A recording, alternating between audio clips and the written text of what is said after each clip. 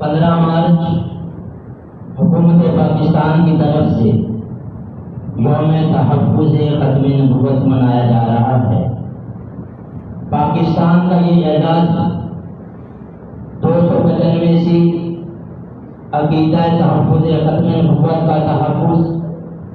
حضور خاتم الانبیاء امام الانبیاء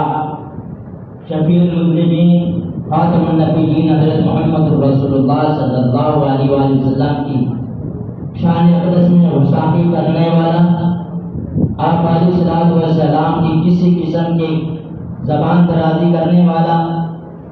اس کے خلاف 295 کا قانون جو اس کو سزائے موت دلواتا ہے۔ آج ملک پاکستان میں لا تعداد بلا سہمی بلا تحسمی جو ہے، جو سوشل میڈیا پر توہین رسالت کرنے والے، توہین قرآن